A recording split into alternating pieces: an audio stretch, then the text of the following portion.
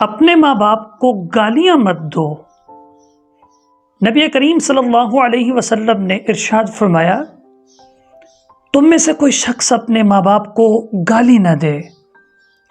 صحابہ اکرام نے عرض کیا، یا رسول اللہ، بھلا کوئی شخص اپنے ماں باپ کو گالی دے سکتا ہے؟ اللہ کے نبی صلی اللہ علیہ وسلم نے ارشاد فرمایا، جب کوئی کسی کے باپ کو گالی دے تو وہ اس کے باپ کو گالی دے گا، جب کوئی کسی کی ماں کو گالی دے وہ اس کی ماں کو گالی دے گا۔ سبب تو یہی بن رہا ہے، گویا یہ شخص اپنے ماں باپ کو خود گالیاں دے رہا ہے۔ اللہ کے نبی صلی اللہ علیہ وسلم نے فرمایا، منافق کی 4 نشانیاں ہیں، جن میں سے ایک یہ ہے جب اس سے جھگڑا ہو تو وہ گالیاں دے۔ اللہ کے نبی صلی اللہ علیہ وسلم یہ دعا کیا کرتے تھے، یا اللہ تو نے مجھے بہت خوبصورت بنایا ہے، میرے اخلاق بھی اچھے کر دے۔ یہ ہمیں سکھانے کے لیے تھا۔